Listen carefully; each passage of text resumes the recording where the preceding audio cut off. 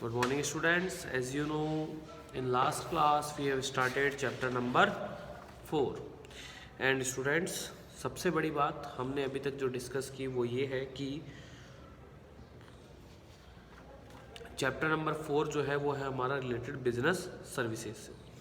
और उससे भी बड़ी बात ये है कि हमने हमेशा गुड्स एंड सर्विसेज के बारे में सुना है। गुड्स का मतलब है कि जिन्हें टेंजिबल होते हैं, जिन्हें हम टच कर सकते हैं, देख सकते हैं, उसके ट्रेडिंग के बारे में सुना है, उसी के बिजनेस के बारे में सुना है। लेकिन हमने अभी तक ज़्यादा कुछ सोचा नहीं था सर्विसेज के बारे में कि ये सर्विसेज भी इतना काम किया। लेकिन हम लोग इस चैप्टर में पढ़ने जा रहे हैं इन सब के बारे में। और हमने लास्ट क्लास में नेचर ऑफ सर्विसेज में 2 पॉइंट कंप्लीट कर लिए थे। इंटेंजिबिलिटी भी कंप्लीट कर ली थी और इनकंसिस्टेंसी कंप्लीट कर ली थी। तो इनकंसिस्टेंसी फिर से थोड़ा सा एक बार देख लेते हैं कि देखो, जो गुड्स होते हैं वो सबको इक्वल फीचर्स अवेलेबल करवाते हैं, equal level of satisfaction available करवाने की कोशिश करते हैं, क्योंकि जो आप प्राइस पे कर रहे हो उसमें गुड्स सबके लिए कॉमन होते हैं। लेकिन सर्विसेज में ऐसा नहीं होता। If you are paying high, अगर आप ज़्यादा पे करते हैं तो आपको अच्छी सर्विसेज की जो क्वालिटी होगी वो बढ़ती चली जाएगी। सपोज एक एग्जांपल लेते हैं, हम लोग मूवी देखने जाते हैं तो वहाँ जो थिएटर होता है, हमारा जो सिनेमा हॉल होता है, उसमें ब्लॉक्स बने हुए होते हैं, उसके टिकट के रेंज उसमें जैसे जैसे आप लोग अच्छे रेंज में चलते जाएंगे उसकी प्राइस बढ़ती चली जाएगी। दैट मीन्स कि इनकंसिस्टेंसी कि सभी के लिए सर्विसेज एक जैसी हों ये ज़रूरी नहीं है। फिर हमने एक एग्जांपल भी लिया था डॉक्टर का कि डॉक्टर वही ट्रीटमेंट करेगा जैसी बीमारी होगी। ऐसे नहीं कि सबके लिए कॉमन मेडिसिन लिख देगा और काम हो गया। तो बेसिकली सर्विसेज जो होती है वो इनकंसिस्टेंस होती है कि भैया कंसिस्टेंसी का मतलब है स्टेबल नहीं होती है। अब आता है इनसेपरेबिलिटी। अच्छा, ध्यान से समझना बेटा इस चीज़ को, ठीक है। हम लोग इनसेपरेबिलिटी की बात करते हैं। एक कॉमन सी बात है कि हम जो भी गुड्स मार्केट से लेकर आते हैं उनका प्रोडक्शन पहले हो चुका होता है, चाहे वो लाइक चिप्स हो, फूड हो, स्वीट्स हो, उनका प्रोडक्शन हो चुका है। हम कंजप्शन कभी भी कर सकते हैं, कभी मतलब एक्सपायरी डेट से पहले करेंगे लेकिन कर सकते हैं। मतलब प्रोडक्शन अलग जगह हो रहा है, कंजप्शन अलग जगह हो रहा है। That mean there is separability. Yes और नो? सेपरेबिलिटी है। लेकिन अब सपोज जब तक आपको देखो, जो कंजप्शन करने वाला है, जब तक सपोज स्टूडेंट्स हमारे सामने नहीं होंगे, अभी तो मीडियाज़ के थ्रू आ रहे हैं, लेकिन जब प्रोडक्शन किया जाएगा तभी कंजप्शन करना पड़ेगा। कि जब मैं पढ़ाऊँगा तब आपको सामने बैठना ही बैठना पड़ेगा कि जो कंज्यूमर है उसको प्रोडक्शन के वक्त साथ में रहना होगा, तभी वो कंजप्शन कर सकता है, अदरवाइज़ वो कंजप्शन नहीं कर सकता है। इसका मतलब है कि सेपरेबिलिटी नहीं है। आपको ट्रैवलिंग की सर्विसेज चाहिए तो आपको कंजप्शन के लिए जब वो सर्विसेज देगा तब आपको बस में बैठना पड़ेगा, ट्रेन में बैठना पड़ेगा, प्लेन में बैठना पड़ेगा, तभी आप उन सर्विसेज को कंज्यूम कर सकते हैं। That means when services are producing, when services are generating, that time you have to consume services, otherwise you will not receive or you will not gain any satisfaction of it. That's why this feature this point shows inseparability in services. Another important characteristics of services is the simultaneous activity of production and consumption being performed. कि दोनों एक साथ perform होती है, जैसे production वैसे ही consumption. This makes the production and consumption of services seems to be inseparable. और क्योंकि दोनों साथ चलती है तो इसीलिए इनसेपरेबिलिटी की बात यहाँ पर की गई है। While we can manufacture a car today and sell it after say a month, this is often not possible with services. एक एग्जांपल दिया कि जैसे कि एक कार मैन्युफैक्चरर ने कार बनाई और 1 महीने बाद, 2 महीने बाद, 3 महीने बाद उसे सोल्ड कर सकता है, सेल कर सकता है, कोई दिक्कत नहीं है। लेकिन this is often not possible in के विद द सर्विसेज। सर्विसेज के केस में ये पॉसिबल नहीं है। That have to consumed as and when they are produced, कि जब कंजप्शन किया जाए तभी प्रोडक्शन उनका कंजप्शन तभी किया जाएगा जब उनका प्रोडक्शन किया जाएगा। सर्विस प्रोवाइडर में design a substitute for the person by providing appropriate technology, but the interaction with the consumer remains अ की फीचर ऑफ सर्विसेज।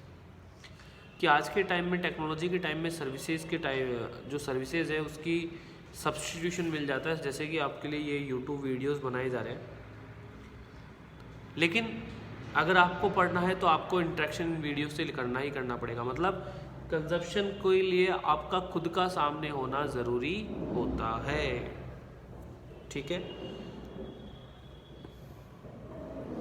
जैसे कि एग्जांपल दिया है, ऑटोमेटेड टेलर मशीन में replace a banking clerk for the front office activity like cash withdrawal and cheque deposit, but at the same time the presence of the customer is required. ऐसा नहीं होगा कि ATM घर चल कर ही आ जाएगा, आपको खुद को वहाँ जाना पड़ेगा, एटीएम के सामने कार्ड स्वैप करना, कार्ड इंसर्ट करना होगा, डिटेल्स फिल करनी होगी और आप वो काम कर कर आ जाएगा। जो काम एक बैंकिंग क्लर्क करता है वो काम अब आपके लिए एटीएम करेगा, लेकिन आपका कस्टमर का वहाँ प्रेजेंस जो है वो कंपलसरी है। जब तक आप प्रेजेंट नहीं होंगे तब तक आपका काम नहीं होगा, ठीक है। Interaction with the process has to be managed. Next is inventory. Inventory की बात की जा रही है। देखो, नॉर्मल अगर गुड्स हैं आपके या गुड्स का जो प्रोडक्शन होता है उसकी इन्वेंट्री या स्टॉक मेंटेन करना पड़ता है। जैसे जैसे डिमांड आएगी वैसे वैसे गुड्स को डिस्ट्रीब्यूट कर दिया जाता है, लेकिन यहाँ ऐसा नहीं है। कैसा है कि सर्विसेज जब प्रोड्यूस की जाएगी तभी कंजप्शन हो जाएगा। इसका मतलब है कि हमें तो स्टॉक मेंटेन करने की ज़रूरत ही नहीं है। हमने लास्ट फीचर में पढ़ा कि there is inseparability of production and consumption. इसका मतलब है जब प्रोडक्शन किया जाएगा तभी आपको कंजप्शन करना है। इसका मतलब आपको स्टॉक मेंटेन करने की ज़रूरत नहीं है। स्टॉक किसका मेंटेन करेंगे? गुड्स का मेंटेन करना पड़ता है। तो जब स्टॉक ही मेंटेन नहीं करना, दैट मीन्स हम हमारी कॉस्ट को मिनिमम कर सकते हैं। हमें वेयर हाउस की ज़रूरत नहीं पड़ेगी, गुड्स को स्टोर करने की ज़रूरत नहीं पड़ेगी, गुड्स की सेफ्टी की ज़रूरत नहीं पड़ेगी।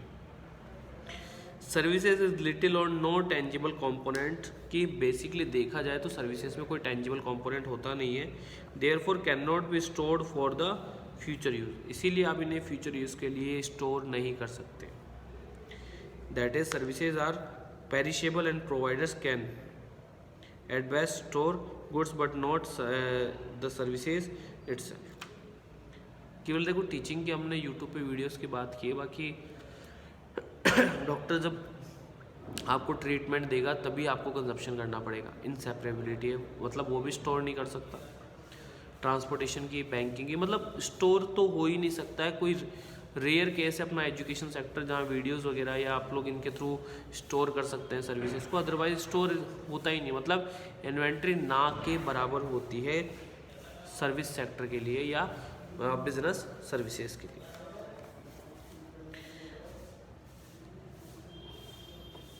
This means that the demand and supply need to be managed as services has to be performed, और डिमांड और सप्लाई के हिसाब से इसे मैनेज किया जाता है, ठीक है।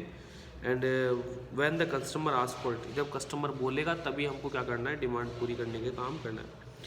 They can not be perform earlier to be consumed at a later date, ऐसा नहीं कि भी आप पहले परफॉर्म कर दिया और आज कंज्यूम कर लोगे। नो, कि बस 3 दिन पहले गई थी आप आज जाना चाह रहे हो, नहीं, जब जाएगी तभी आपको जाना पड़ेगा उसके साथ बैठ कर।